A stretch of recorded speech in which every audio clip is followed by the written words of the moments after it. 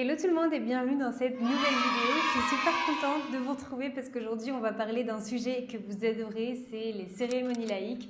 Encore une fois, vous avez été très nombreuses à me poser des centaines de questions par rapport à ce sujet qui est chouette et en fait pas évident. Donc aujourd'hui, je vous propose qu'on regarde les erreurs à ne surtout pas commettre quand on organise sa cérémonie laïque. Sachez que si vous êtes nouvelle sur cette chaîne YouTube et que vous vous intéressez à l'organisation de votre cérémonie laïque, j'ai déjà fait des vidéos à ce propos, notamment sur le déroulé, comment ça se passe, qu'est-ce qu'une cérémonie laïque, mais également sur les rituels. Donc pour que vous puissiez les voir après cette vidéo, je vous mets le lien directement dans ma description. Sinon aujourd'hui, comme je viens de vous le dire, je vous propose qu'on s'attarde sur certaines erreurs qu'on retrouve beaucoup et qu'il faut pourtant éviter si on veut un bon déroulé de notre cérémonie.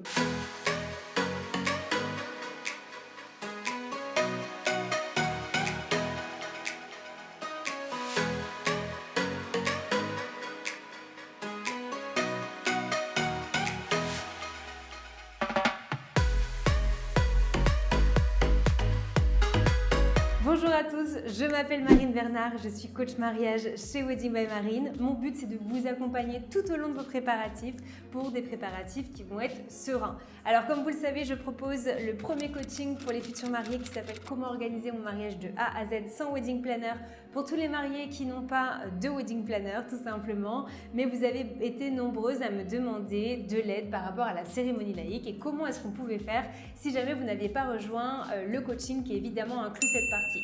C'est pourquoi à partir de maintenant, vous pouvez bénéficier d'une nouvelle offre avec 3 rendez-vous, un suivi des questionnaires, mais surtout un compte-rendu personnalisé, détaillé et sur mesure de votre cérémonie laïque. Donc n'hésitez pas à me contacter si ça peut vous intéresser. En tout cas, je serais ravie de pouvoir partager ce joli moment avec vous si vous n'avez pas d'officiant et que vous aimeriez de l'aide parce que vous avez envie tout simplement d'une cérémonie qui va être bien organisée, où il ne va pas y avoir de blanc et où vous allez vous sentir bien et à votre image. Passons maintenant aux différentes erreurs. On va en voir 4 dans cette vidéo et on va commencer tout de suite avec la première qui concerne les interventions. Quand je dis intervention, je fais évidemment référence aux interventions de vos proches. En fait, comme vous le savez, dans le déroulé de votre cérémonie laïque, il va y avoir des interventions de vos proches, notamment des discours si vous préférez. En fait, c'est des moments qui sont juste hyper importants parce que ça va prendre un certain temps de votre cérémonie. Et c'est vrai que c'est toujours des moments qui sont touchants, qu'on attend beaucoup, qui sont toujours remplis d'émotions, de joie, de rire. Ça sera à vous de voir avec eux, mais en tout cas, attention aux interventions. Pourquoi attention aux interventions? On va voir à ce qu'il faut faire attention surtout au niveau du temps et au niveau du nombre. Je suis persuadée que si on reprend un exemple d'un événement auquel vous avez assisté, notamment un mariage, si vous n'êtes pas vraiment très proche des mariés ou alors si vous ne connaissez pas la personne qui parle, c'est vrai qu'au bout de quelques minutes, on est un peu fatigué parce qu'on n'arrive pas à s'identifier dans les anecdotes et puis du coup, on peut trouver vite le temps un petit peu long. Donc pour que ça, c'est un sentiment qui est assez désagréable et qui du coup fait perdre l'attention de vos invités. Pour que ça n'arrive pas, je vous conseille de limiter les interventions. Donc déjà, quand je vous disais en termes de nombre, privilégiez maximum 4 interventions de la part de vos invités. Évitez d'en faire plus parce que comme je vous disais, une fois qu'on a entendu une personne, 2 personnes, 3 personnes, 4 personnes, c'est largement suffisant et on a envie de passer à autre chose. Donc voilà, si vous ne voulez pas perdre l'attention de vos invités, c'est vraiment ce que je vous recommande. Maintenant, en termes de temps, attention à ce que les discours ne durent pas des heures parce que si c'est votre meilleure amie qui parle, évidemment, elle aura des centaines d'anecdotes à raconter à propos de vos histoires, des anecdotes, comment vous vous êtes connus, ce que vous avez vécu ensemble. Et comme je vous disais auparavant, ça va en intéresser certains et certains beaucoup moins. Et donc, pour encore une fois captiver vraiment l'attention de tout le monde, je limiterai les interventions à 2 minutes maximum par personne. Après, évidemment, si vous avez plusieurs intervenants, il est également possible de se regrouper pour être plusieurs à parler et à faire le discours en même temps. Dans ce cas-là, vous pourrez limiter 3 voire 4 minutes vraiment maximum. Voilà en ce qui concerne le nombre et le temps. Je pourrais vous dire énormément de choses par rapport aux interventions et notamment ce qu'il faut faire attention à ce qu'on dit, à ce qu'on ne doit pas dire, à qui dit quoi et comment est-ce qu'on peut vraiment aider les intervenants et nos proches dans ces discours pour que ce soit parfait. Mais ça, je vous propose qu'on le voit dans le suivi avec moi parce que ça va vraiment dépendre des mariés. De toute façon, je pourrais faire une vidéo seulement là-dessus et on va pas avoir le temps de le voir dans celle-ci. Donc pour tout ça, je vous le redis, n'hésitez pas à me contacter pour qu'on le voit bien ensemble. Maintenant, on va voir la deuxième erreur qu'on voit énormément, c'est notamment à cause du rituel. En fait, le rituel, c'est très important et il ne faut pas du tout le prendre pour quelque chose d'obligatoire et parce que ça va du coup nous aider à combler un petit peu le temps pour pouvoir tout faire entrer dans la cérémonie. Pas du tout, en fait, un rituel, il est justement là pour aller souder votre union, pour apporter un symbole qui va être joli de votre amour, de votre union, de votre couple. Donc, c'est très important de faire hyper attention quand on choisit un rituel. Comme je vous disais, choisir un rituel, c'est pas choisir le rituel qui est de plus en plus tendance en ce moment, ou alors celui qu'on voit beaucoup. Je pense notamment au rituel du sable, qu'on retrouve énormément, que vous connaissez sans doute. Donc c'est pas parce qu'on entend parler de celui-là de partout qu'il faut automatiquement le prendre. Évidemment, sa symbolique est belle, mais j'ai envie de vous dire que les symboliques sont généralement très belles dans les rituels.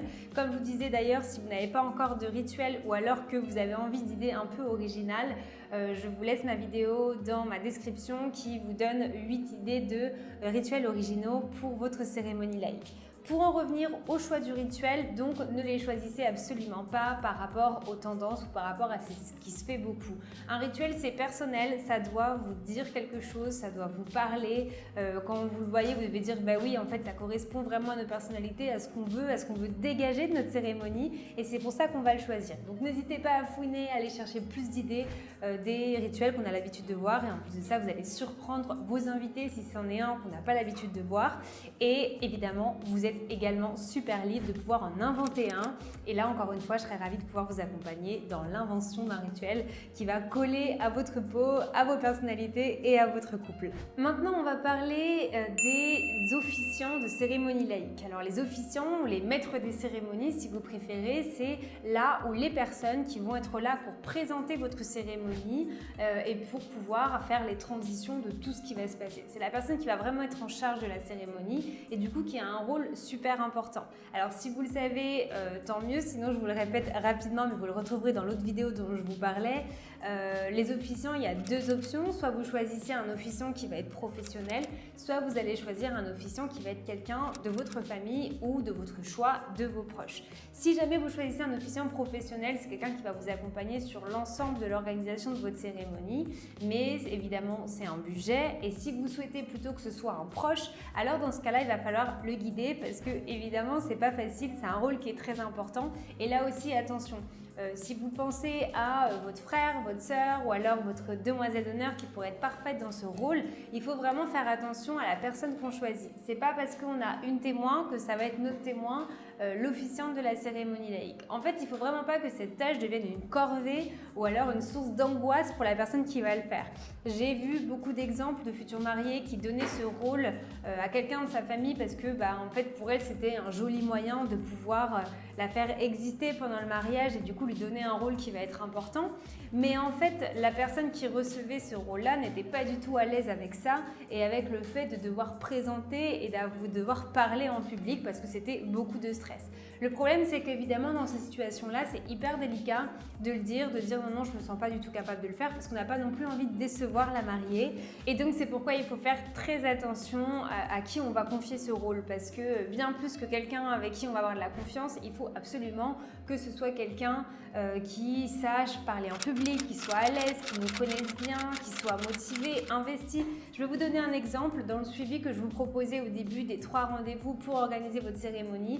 Récemment, j'ai eu une proche d'une mariée qui a été donc nommée officiante et qui avait vraiment envie de se mettre à fond dans tout ça et qui du coup m'a demandé ce suivi avec elle, non pas avec les futurs mariés, mais elle voulait plutôt que je la coach sur comment est-ce qu'elle pouvait gérer tout ce moment-là. J'ai trouvé ça juste génial que vos proches soient aussi investis dans l'organisation de votre mariage. Donc là, on se dit bah oui, on a effectivement bien fait de lui demander à elle parce qu'elle va assurer, parce qu'elle a une coach, parce qu'elle fait tout pour notre mariage et pour notre jour J. Donc voilà, ne faites pas l'erreur de choisir un officiant par dépit ou alors tout simplement par se dire parce que j'ai besoin de lui donner un rôle important. Le but c'est la communication, de bien parler, d'être sûr que les deux sont ok avec cette idée-là et que c'est une corvée pour personne et que au contraire c'est un plaisir. Maintenant, comme 4e erreur qu'on revoit beaucoup, c'est le fait d'oublier complètement nos invités. En fait, on ne se rend pas compte, mais généralement les cérémonies laïques, d'ailleurs dites-moi vous en commentaire quand est-ce et où vous allez faire votre cérémonie laïque, mais généralement on fait la cérémonie sur les lieux directement, donc sur le lieu de réception, parce que c'est beaucoup plus facile d'un point de vue logistique et d'un point de vue budgétaire. Et puis on choisit de le faire donc dans l'après-midi, ça va dépendre un petit peu de l'heure, mais milieu d'après-midi, fin d'après-midi, en tout cas avant le vin d'honneur. Sachez que si vous vous mariez en été, il fait souvent très chaud et si vous avez choisi de faire une cérémonie en extérieur, eh ben, il y aura le soleil qui va taper directement dessus. Donc même si c'est très beau, même si quand on va visiter les lieux comme ça, on s'imagine directement notre cérémonie à cet endroit-là, il va falloir faire attention au bien-être de vos invités. Si vos invités sont sous le soleil à 40 degrés à 16h et qu'il fait très très chaud, eh ben, ils ne vont pas prendre du plaisir à suivre votre cérémonie jusqu'au bout, ce qui est quand même dommage parce que c'est un moment qui est hyper important et symbolique de votre mariage. Donc quand je vous dis de faire attention à vos invités, c'est de les chouchouter, c'est-à-dire que si vous savez qu'il n'y a pas d'autre option et que dans tous les cas, vous serez à 16h en plein soleil, en plein été, dans le sud de la France par exemple, prévoyez un petit coup d'avance avec par exemple des éventails, avec une bouteille d'eau, voilà. Faire attention à tous ces petits éléments-là, ça peut leur faciliter la vie et en fait, on est toujours hyper agréablement surpris d'avoir ce petit coup d'avance de la part des mariés, de se dire on est hyper bien reçus, ils ont pensé à tout et donc c'est génial. Je parle de ça par rapport au temps, mais par exemple, si la cérémonie se fait vers 16h, mais que vous avez eu avant la cérémonie civile vers 14h et que du coup ça commence à faire longtemps, à faire long et on n'a pas trop mangé, prévoyez un petit encas à leur distribuer avant la cérémonie, pour que du coup ils puissent remanger et attendre jusqu'au vin d'honneur. Parce que sinon ce qui va se passer, c'est que vous allez avoir tous vos invités qui vont du coup même plus écouter, qui vont se dire bon, quand est-ce que ça finit? Nous on a faim, on veut manger quelque chose et on veut passer directement au vin d'honneur. En fait, ce que je veux dire par là, c'est le fait de faciliter la vie de vos invités va faire qu'ils vont être à fond dans votre cérémonie et que du coup vous allez passer un super moment. Donc faites attention à tout ça. Et enfin, il y a encore plein d'erreurs auxquelles on pourrait parler, notamment logistique. Comment est-ce qu'on doit se tourner pour pas être dos aux invités? Comment est-ce qu'on doit tout gérer avec notamment des prestataires importants tels que le DJ, etc. Il y a plein de choses à voir. Comment est-ce qu'on répète une cérémonie laïque? Je vous propose de voir plus de conseils qui vont être dans mon article que je vous laisse dans ma description. Et puis, encore une fois, n'hésitez pas à me contacter parce que s'il y a un moment qui est important pour vous, j'imagine, parce que c'est un moment qui va être rempli d'émotions, qui va vraiment symboliser votre amour, c'est hyper important de bien tout cadrer minute par minute pour pouvoir être sûr que votre cérémonie va être super jolie, que ça va pas être seulement de l'improvisation et que vous allez penser aux moindres détails. Donc voilà, n'hésitez pas à regarder les autres vidéos également et si vous êtes futur marié, de bien vous abonner à ma chaîne YouTube parce que vous savez que chaque semaine, je vous publie et partage des conseils. Ça peut être de tout, toujours autour du mariage sur différentes thématiques. Donc voilà, un grand merci de m'avoir accompagné pour cette vidéo, de regarder mes vidéos, de me soutenir tout le temps. D'ailleurs, n'hésitez pas à partager cette vidéo, à la liker, à commenter. Vous savez que c'est toujours des petits gestes qui m'aident moi énormément. Donc voilà, un grand merci et je vous dis à très vite pour une prochaine vidéo.